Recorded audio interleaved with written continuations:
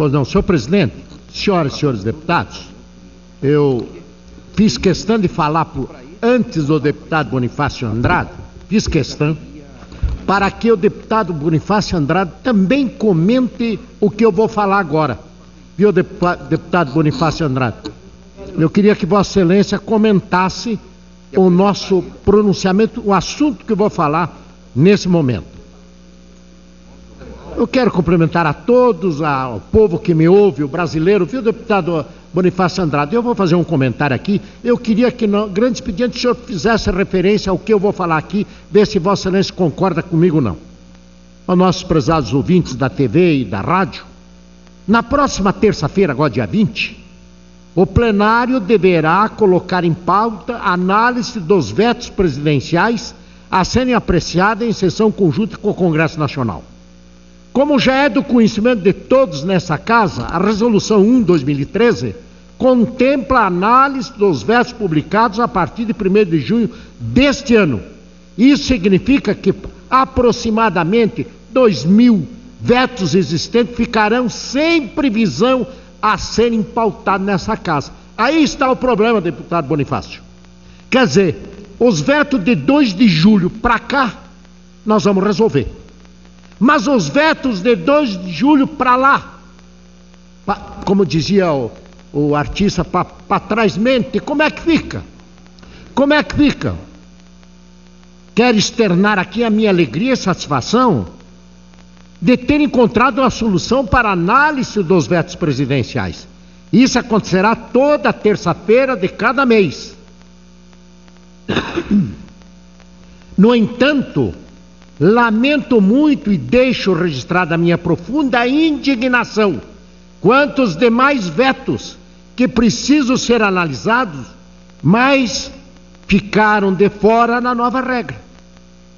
Hoje, lamentavelmente, eles não têm nenhuma previsão a serem colocados na pauta, a não ser se o presidente do Senado assim o faça.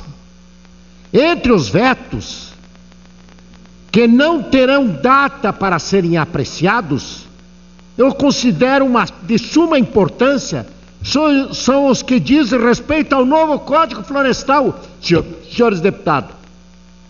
O novo Código Florestal que ficou vetado alguns artigos que vêm em prejuízo dos municípios, que infelizmente não terão previsão de vir para plenário.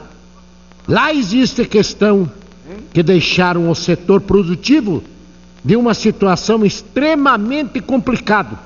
Se daí dos vetos apresentados na argumentação da PEC 29, que destina 12% do orçamento dos governos para a saúde, sem análise deles, o povo fica extremamente prejudicado.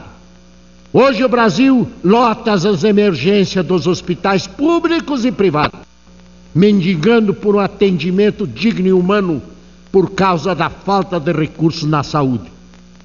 Sobre os vetos, senhor presidente, ilustre deputado Francisco, até quando o Congresso Nacional irá se submeter ao que o Executivo quer? Não podemos deixar que os mais de 2.000 vetos sejam colocados de lado e esquecidos pelo Parlamento brasileiro. É preciso também medida para que eles também sejam analisados, assim com a convicção de que o Congresso Nacional exercerá o papel primordial da independência, do dinamismo e da altivez. Senhor presidente, espero que os deputados e senadores tenham a mesma sensibilidade e a coragem para enfrentar esse assunto. Não podemos deixar para trás questões que possam contribuir para o crescimento e desenvolvimento do nosso povo. Vejam, senhores deputados, que os vetos de julho para cá vão ser resolvidos, mas os vetos de julho para trás não. E a matéria é relevante, senhores deputados, que nós precisamos de uma solução. Nós precisamos sim. Eu já disse e vou repetir aqui, deputado Francisco, uma das minhas decepções nessa casa é o aceitar as medidas provisórias da forma que vem. O Congresso Nacional e esta Casa se agachou à vontade do Poder Executivo porque ele governa com medida provisória.